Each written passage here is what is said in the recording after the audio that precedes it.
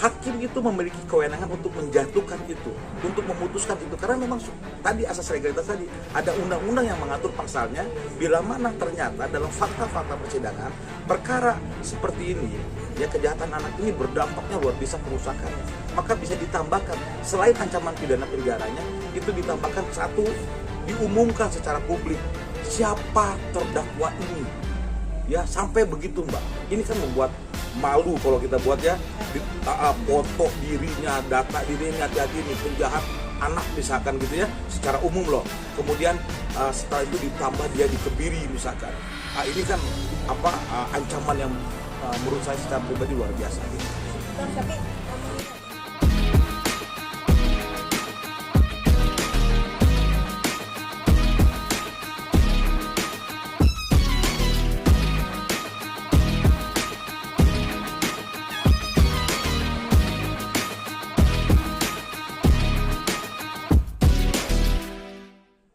Bang, mungkin sedikit untuk Fadel sendiri, kalau nggak salah ini kan sudah dia akan menginap 20 hari Bang. Nah, masa 20 hari itu apa sih Bang kalau untuk udah dilimpahkan ini Bang? Ya, jadi gini, tadi yang saya sampaikan di awal tadi, bahwasannya saat kalau FB ya, FB ini ketika dia ditahan itu kan sudah masuk tahanan penyidik Polda Metro Mas. Ya, maka negara itu sudah punya bagian-bagiannya. Ya, dalam proses penegakan hukum itu sudah ada bagiannya. Di Polri itu sudah ada ketentuan masa tahanan. Oke? Nah, karena FB ini juga sudah tahap 2 dan sudah pelimpahan ke kejaksaan, betul ya? Maka kewenangan untuk penahanan juga diberikan kepada jaksa, Mas. Gitu loh. Nah, ketika sudah di tahap 2 tadi, maka kewenangan jaksa tadi bisa memberikan penahanan juga tentunya, ya. Maka diberikanlah FB ini penahanan 20 hari pertama di tingkat tahap 2 di kejaksaan untuk persiapan apa? Yang tadi dakwaan disiapkan semuanya untuk dilimpahkan berkas tadi kepada pengadilan negeri. Gitu loh. Jadi ini memang sudah ada bagian kewenangan dalam mengenai masa penahanan seseorang yang dikenakan dalam proses hukum seperti itu. Berarti memang 20 hari di kejaksaan itu memang sudah ada ketentuannya Bang? Sudah ada ketentuan di KUHP, itu sudah jelas Mas ya. Jadi masa penahanan ya, kemudian proses pelimpahan perkara, dan juga dalam perma misalkan masuk pengadilan itu sudah ada ketentuan. Contoh ya, dalam perma kita Mahkamah Agung itu sudah ditentukan ketika perkara hukum masuk pengadilan dimaksimalkan untuk dikasih batas waktu paling lama 6 bulan. Ya, jadi proses persidangan pun Mas ada kasih limit waktu, ada batas waktu. Ini apa sih asasnya? Asasnya adalah perlindungan hak asasi manusia dan kepastian hukum. Gitu loh. Nah, Indonesia sudah pegang itu, makanya ditetapkan batas waktu agar dua asas ini berlaku di Indonesia dengan sebaik-baiknya seperti itu. Berarti ada sih kemungkinan lewat dari 6 bulan itu?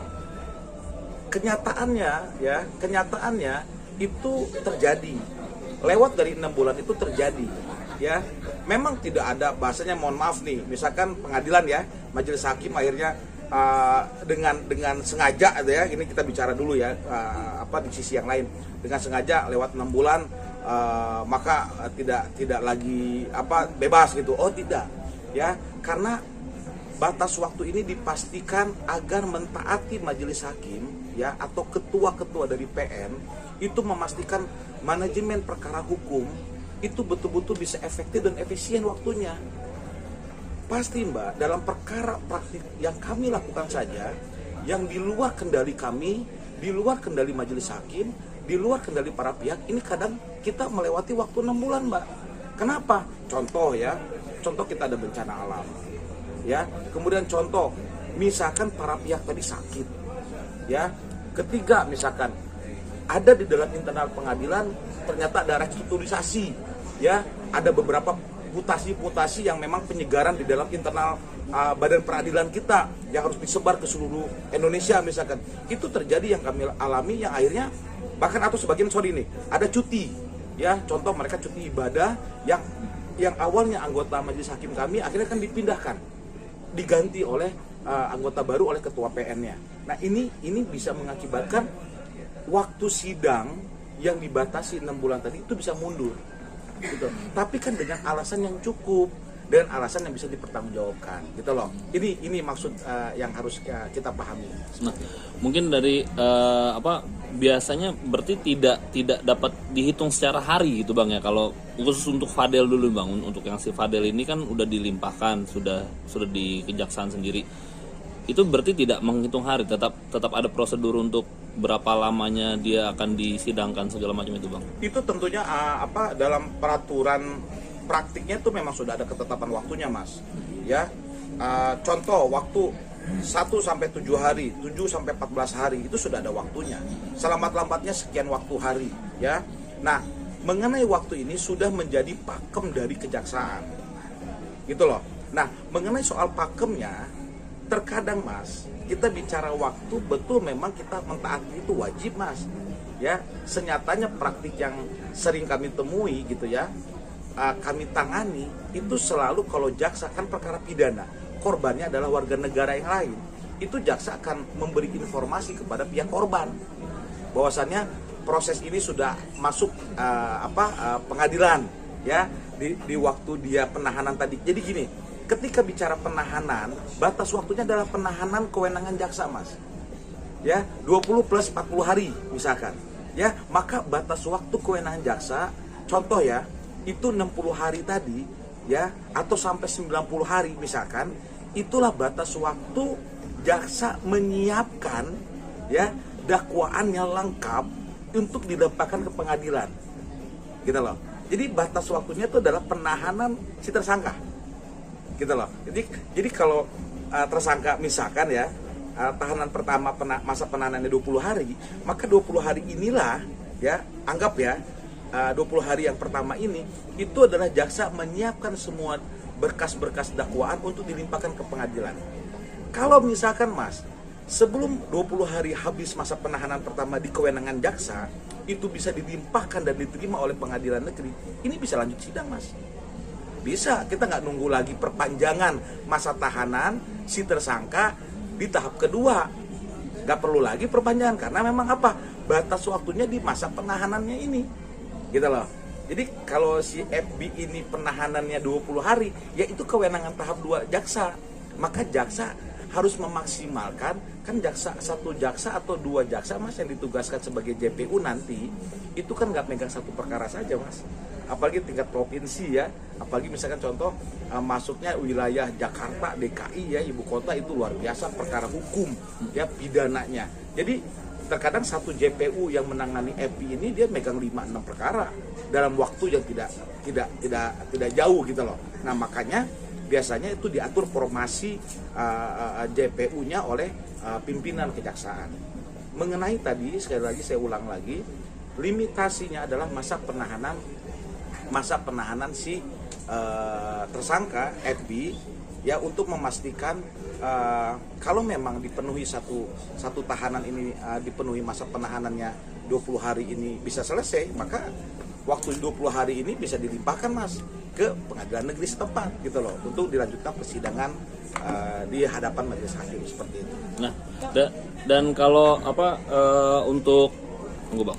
Berbicara soal persidangan VAB sendiri, FB ya? FB ya, ada kemungkinan nggak sih LM selaku korban akan dihadirkan, Bang?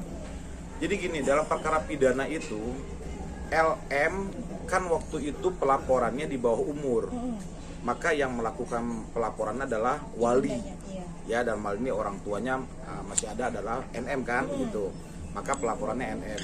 Bicara sekarang ternyata LM sudah masuk dewasa lebih dari 18 tahun, tentunya dalam pidana itu Mbak, dalam tahap pembuktian dan saksi itu memang saksi korban akan dihadirkan.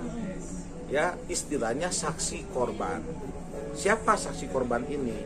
Kan kalau bicara pelaporannya, karena dia undang-undang pelindungan anak dalam kategori anak waktu itu, maka kan ini orang tuanya, walinya.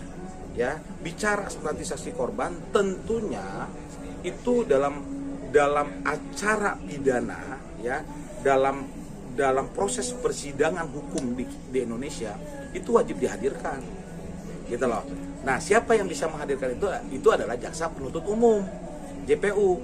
tinggal nanti kan melihat kondisi teknisnya kan, karena pelapor misalkan nih pelapornya adalah NM itu sedang ada proses hukum juga dan ada proses tahap 2, maka kan sama-sama di kejaksaan nih, kebetulan di wilayah yang sama kan, DKI Jakarta kan gitu. Tentunya kan tinggal mengkoordinasikan di internal kejaksaan agar misalkan JPU 1 pegang EPI, JPU 2 pegang NM yang kasusnya sekarang. Ketika memang NM dan LM dijadikan saksi korban oleh JPU 1, maka dikoordinasikan ke JPU 2 ini agar bisa dihadirkan nanti pas tahap pembuktian dan saksi seperti itu. Nah, kalau nantinya sidang sendiri itu akan seperti apa sih Bang untuk si FB ini apa si Fadel ini sendiri Bang? Kalau soal FI sih ya tentunya proses persidangan ini sudah normatif ya peraturannya. Ya tentunya kan tahap pertama kalau masuk persidangan nih Mas, ya tentunya JPU akan membacakan dakwaan. Ya, dakwaan, maksud dakwaan ini adalah apa yang disusun ya, berkas hukum yang disusun oleh jaksa sesuai dengan KUHAP tadi, tentunya itu disampaikan atas resume materi atau resume penyidikan dari penyidik Polda, kan gitu. Nah maka jaksa memastikan itu semua menjadi dakwaan namanya. Nah dakwaan itu dalam tahap persidangan pertama itu disampaikan Mas, agar diketahui oleh majelis hakim, disampaikan secara umum, terbuka untuk umum ya, gitu. Kemudian didengarkan langsung oleh pihak terdakwa. Kalau sudah masuk persidangan Mas, berubah statusnya bukan tersangka lagi, tapi jadi terdakwa. Ya, terdakwa ketika nanti diponis oleh majelis hakim misalkan 1 tahun 2 tahun menjadi namanya terpidana. Nah ini apa yang harus dipahami secara definisinya seperti itu. Berarti kalau jika pembuktian atau dan pembelaan dari Fadel sendiri dalam kasus ini kan kalau pelecehan di bawah umur Bang ya, akan ada kemungkinan dia bisa ringan atau bebas gak sih Bang? Kalau pengalaman kami ya Mas mengenai soal perkara hukum, lalu korbannya adalah anak Mas, kita bicara anak umum ya Mas ya. Selama pengalaman kami saja secara privat gitu ya, personal ataupun ruang kendali yang bisa kami dampingi dalam perkara hukum soal anak di bawah umur, ini ancamannya tidak main-main Mas, karena ancaman maksimal 15 tahun ya kalau kita bicara mengacu undang-undang ya. Kemudian ada sampai pidana tambahan ya, apa itu disampaikan di muka umum ya, bahwasannya ini pedofil kalau dalam bahasanya apa lain ya gitu ya, apa kejahatan kepada anak, kemudian dia bisa dikebiri Mas dalam konteks itu ya, agar tidak bisa reproduksi dan sebagainya lah ya. Itu sampai kenapa? Itu maksudnya adalah negara melindungi ya anak-anak di Indonesia. Itu bagi saya secara pribadi ini sudah cukup negara memiliki undang-undang dalam hal melindungi khususnya anak-anak kita. Nah, mengenai soal ancamannya yang tadi saya sampaikan, ini cukup tinggi Mas. Ya, ancaman pidananya cukup tinggi, dan senyatanya di dalam keputusan banyak soal perkara hukum soal anak ya, ini majelis hakim kalau kita bisa buka jurisprudensi dalam putusan-putusan perkara yang sebelumnya, yang lama-lama ya, yang sebelum-sebelumnya, ini kebanyakan maksimal Mas ancaman hukumannya ya. Misalkan dapat dibuktikan oleh jaksa ya, dengan ditambah dengan saksi-saksi yang akhirnya menguatkan dakwaan, tuntutannya kebanyakan oleh jaksa tinggi Mas. Dan majelis hakim dalam perkara ini ya, kalau kita buka lagi jurisprudensi itu biasanya mendekati maksimal dari ancaman hukuman yang memang dituntut oleh JPU nantinya seperti itu. Tadi Abang notice juga ada kemungkinan kebiri, hukuman kebiri apa gimana? Iya, karena kan dalam pidana tambahannya memang begitu. Ya, undang-undang kita perlindungan anak kita itu mengatur soal itu ya. Jadi bila mana dakwaan bahkan sampai tuntutan jaksa itu di dalam fakta-fakta persidangan akhirnya gitu ya, ternyata berdampak yang luar biasa, misalkan sekali lagi ya, ini nggak bisa centang-perentang ya, dalam satu kasus ini saya menyampaikan secara umum gitu ya, dampak kerusakannya luar biasa Mbak, misalkan itu majelis hakim dengan perintah undang-undang tadi itu dapat memberikan hukuman, karena kita kan mengacu kepada asas legalitas. Asas legalitas itu dalam KUHP itu sudah jelas, perbuatan yang dilarang atau perbuatan yang dihukum itu harus sudah memiliki peraturannya. Itu bahasa umumnya gitu loh, bahasa gampang kita tahu. Nggak mungkin si A itu dihukum kalau nggak ada undang-undangnya, si A itu, si B itu dihukum kalau nggak ada aturan pasalnya. Nah, itulah namanya asas legalitas. Hakim itu memiliki kewenangan untuk menjatuhkan itu, untuk memutuskan itu, karena memang tadi asas legalitas tadi ada undang-undang yang mengatur pasalnya. Bila mana ternyata dalam fakta-fakta persidangan perkara seperti ini, ya kejahatan anak ini berdampaknya luar biasa kerusakannya, maka bisa ditambahkan selain ancaman pidana penjaranya, itu ditambahkan satu, diumumkan secara publik siapa terdakwa ini, ya sampai begitu Mbak. Ini kan membuat malu kalau kita buat ya, foto dirinya, data dirinya, hati-hati nih penjahat anak misalkan gitu ya, secara umum loh. Kemudian setelah itu ditambah dia dikebiri misalkan. Ini kan ancaman yang menurut saya secara pribadi luar biasa gitu. Bang, tapi mengingat ini kan tindakannya dugaan asusila ya Bang ya. Ya. Nah, sidangnya sendiri akan dibuat tertutup apa terbuka sih Bang? Biasanya kalau kasus seperti ini? Kalau untuk anak itu pada prinsipnya memang tertutup, ya. Terbuka itu bila mana pertimbangan majelis hakim, bila mana dalam pendapat majelis hakim ada 3 orang itu menyatakan perkara ini bisa dibuka untuk umum dalam tahap apa, ya. Tapi perlu saya sampaikan, dalam prinsip hukumnya, dalam aturan khususnya untuk kejahatan anak, Mbak, persidangannya itu tertutup, ya. Itu tertutup, berbeda dengan pidana umum lainnya, ya. Korupsi saja yang extraordinary crime, teroris, ya, itu salah satunya di Indonesia ini sudah ditetapkan sebagai extraordinary crime, itu terbuka untuk umum, Mbak. Padahal kan kerusakannya besar sekali, gitu loh. Nah, tetapi berbeda dong pendekatannya, ya, dengan anak-anak, dengan yang sudah dewasa melakukan kejahatan dan atau korbannya anak-anak. Ini berbeda Mbak, ya. Pendekatan kita sudah cukup sangat humanis, ya, bermacam bidang keilmuan yang menjadi referensi dalam menciptakan undang-undang atau peraturan hukum di Indonesia. Maka asasnya adalah tertutup. Tetapi bila mana dibutuhkan atau atas permintaan dan hal lainnya, ya, majelis hakim dapat bisa membuka persidangan itu secara umum. Berarti menegaskan ya Bang, secara umum biasanya kalau menyangkut anak-anak itu tertutup, namun kembali lagi ke majelis hakim ya Bang? Betul, itu poinnya.